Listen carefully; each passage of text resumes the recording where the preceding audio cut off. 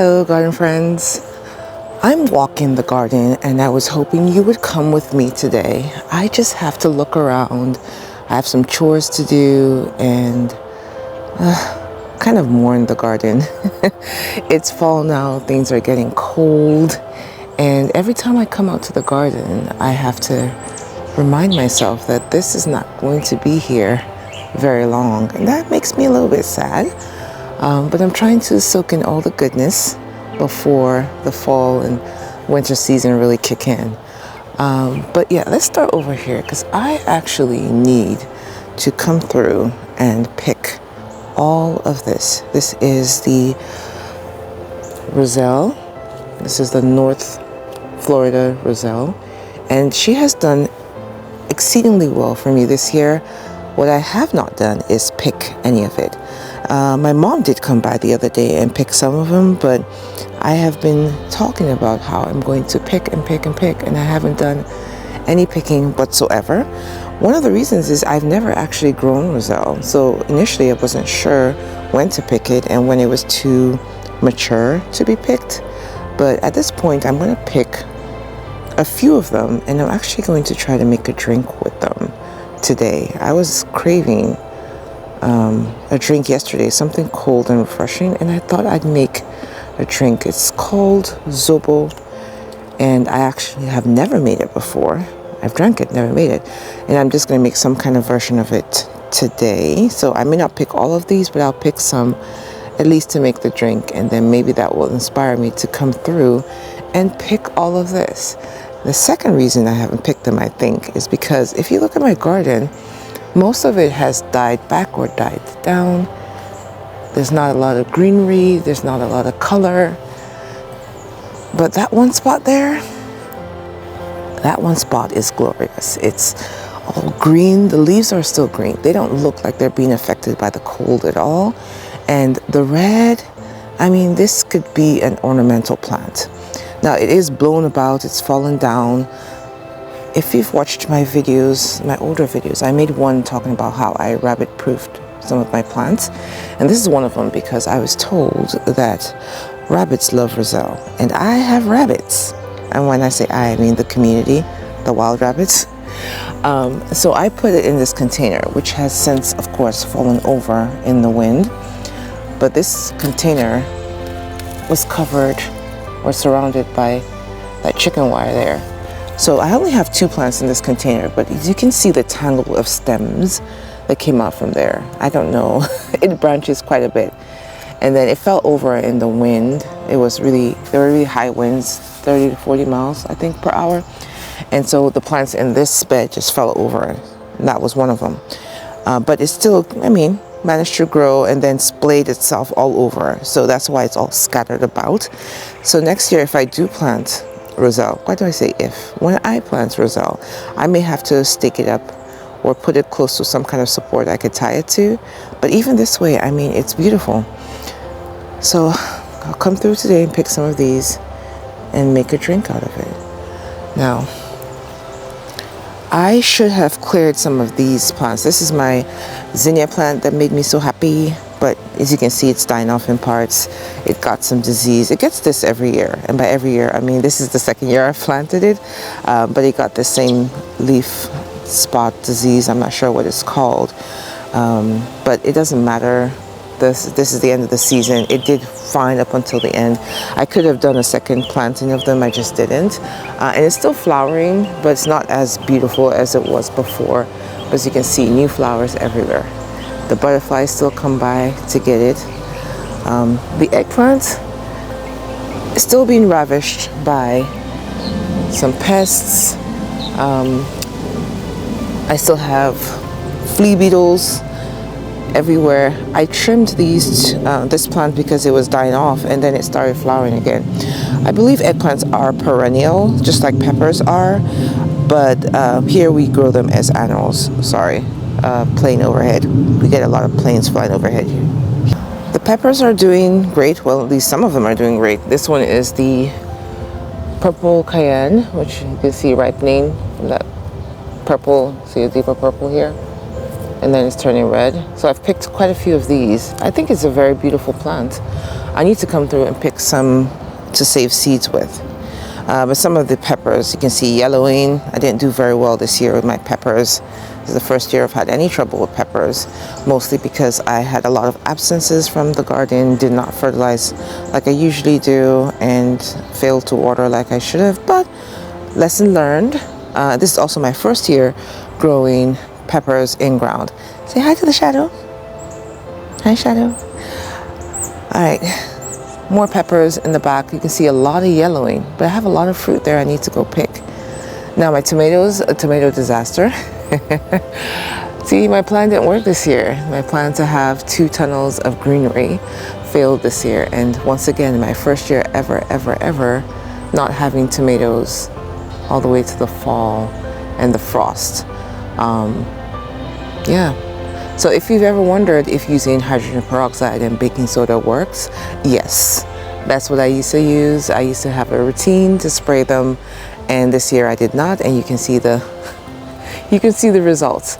Every other year I've planted tomatoes, I've had them literally, maybe I lost 1 plant, but I've always had my tomatoes growing to the frost, and then I'm like, oh, I have all these green tomatoes and they're not going to ripen. This is not a problem I have this year. My tomatoes are dead.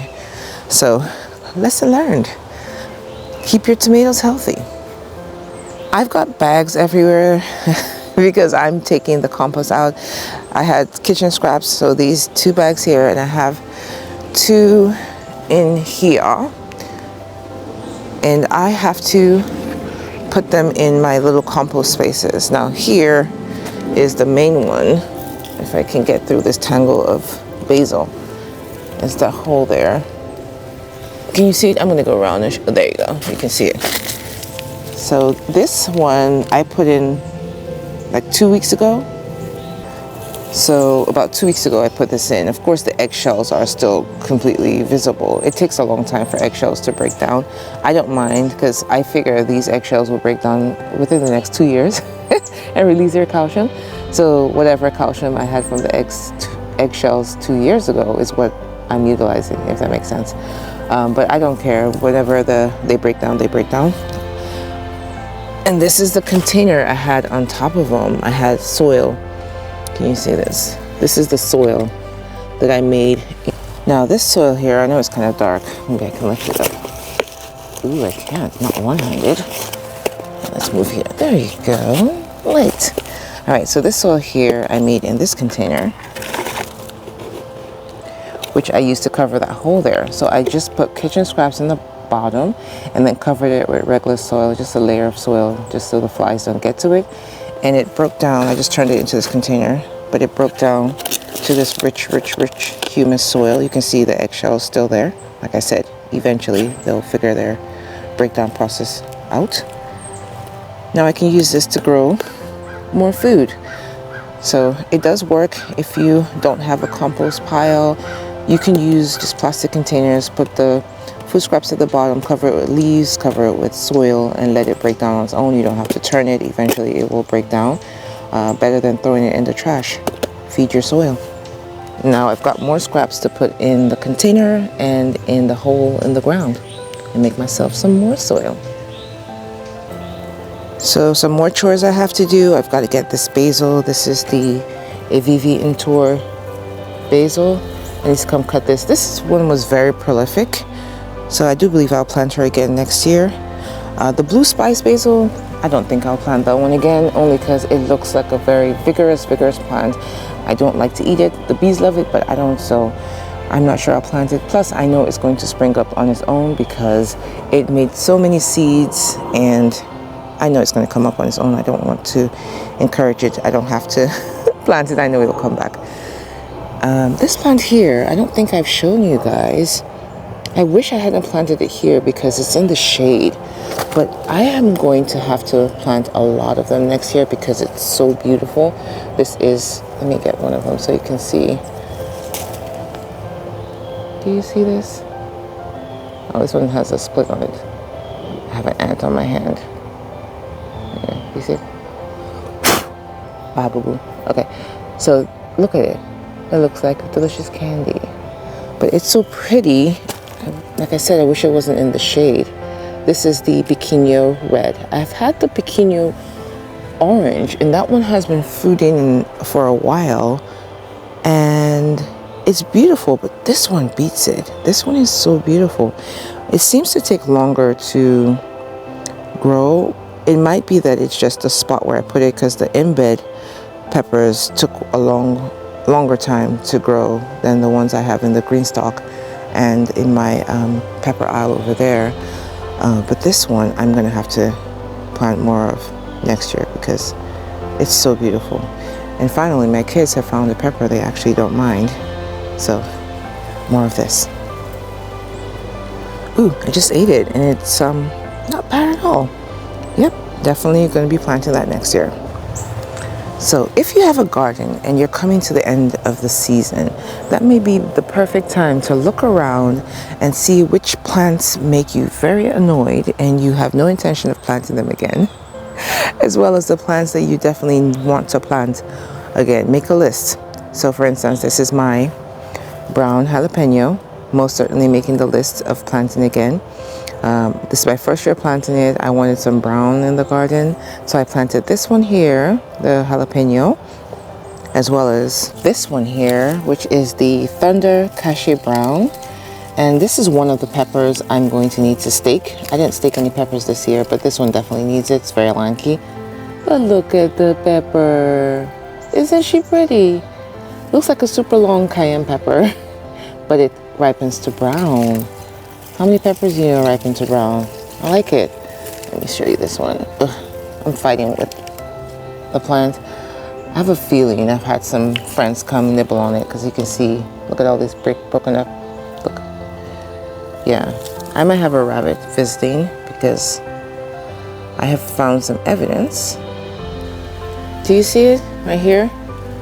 Yep, the rabbits have been here. There's some here, but you can't see because, oh, you might be able to see it. Look at that. That's rabbit poop. Little balls, little pellets. They've been here. They've been here. Can you tell I'm not fond of rabbits? All right, so those are two of the brown peppers, and I have one more. Why is everything so shady today? But this here, this is the brown jalapeno. Am I correct? No, that's the brown habanero. Why do I always mix those two names up? Jalapeno, habanero. Well, peppers. So brown peppers. So look through your garden and decide what you want to keep. Like for instance, definitely a keeper.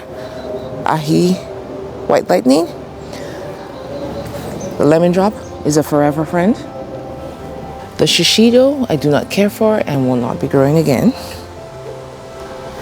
And eggplant I will definitely be growing more of. Ooh, sorry, little bee. I was trying to, you see her? I was just trying to touch. No? Is this your territory? Okay, boo-boo. All right, so eggplant, most certainly growing again. This is a different eggplant than the ones you find in the supermarket. This is an African eggplant, and I eat this one raw, and I love it. Anything that I can eat raw in the garden is a yes for me, because I have found I am a snacker. I am more interested in things I can eat in the garden than things I can take in and cook. So I don't mind the tomatoes and stuff because I use those to cook. But I want to get more snacking peppers, more eggplants, more things I can just nibble on in the garden. Keeps me out here longer. I like to eat. I like food. All right, the other thing I need to do is save seeds. I've already saved seeds for my okra, so these here are just here because I haven't pulled them out and because the roselle is leaning on them, so I'm just gonna leave them be. But I would have pulled these okra out and planted something else in that enclosure. But I need to save seeds from my peppers over there and from my eggplant. I'm not saving any tomato seed this year because my tomatoes have mostly died off. But I do need to come in and save seeds, the basil seeds as well. Oh, yes, I don't know if I've talked much about this plant here. This is the tree collard.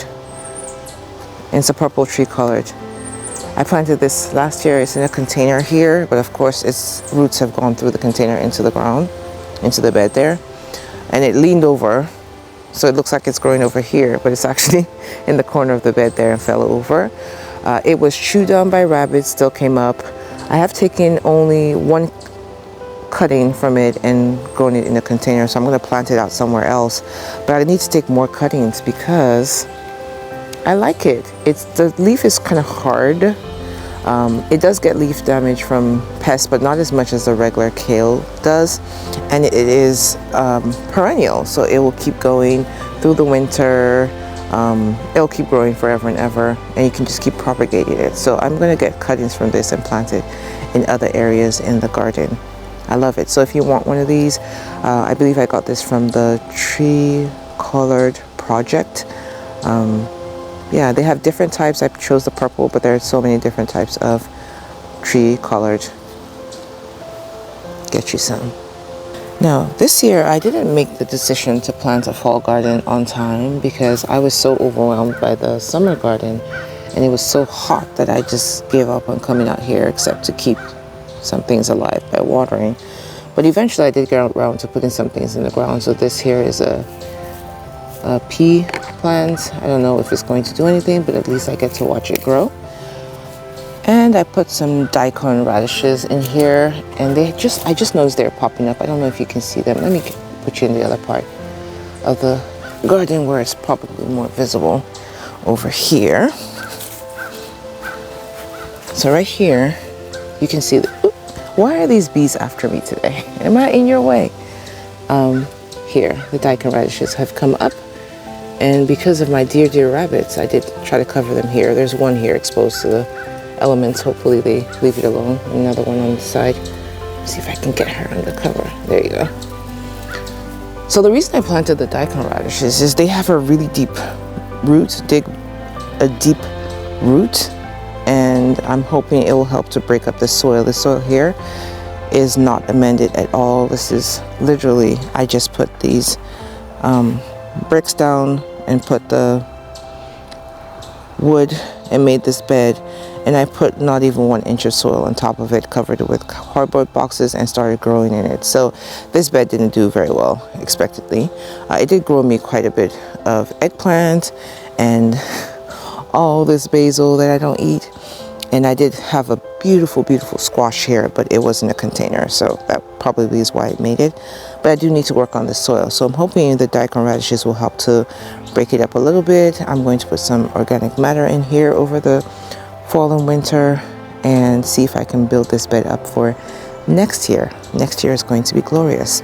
Same thing here. This bed is a little bit better. It got a little bit more soil, and I grew in containers in here this year. So you can see most of the things. I had tomatoes over here, but they're in containers in the bed. And then my eggplant container, even my zinnias were in containers. And then I have peppers here that were in containers. So most of this is not truly in a bed, but I do have to work on the soil. I did grow some corn here, which did okay. It was not, there was just not enough soil. I didn't have enough space for them, and I just grew them to try. I wasn't really trying to get any production out of them, but they did okay. I didn't even harvest them. I left them here to dry. I don't know what I did that for, but it did make corn. Look at that. You see that? Oy. That's all with all the shade. There you go. It did make corn. I just never came out to pick it. It got too hot, and I was like, whatever, stay out there. But next year I do want to plant corn. My son loves corn. He keeps asking me to plant corn, so I guess that's what I'll be doing next year. Well, thank you for joining me in the garden as I thought through my process and made plans for next year. Leave me a comment. Let me know what's going on in your garden. And until next time, may you always find joy in your garden and your life. Bye, garden friend.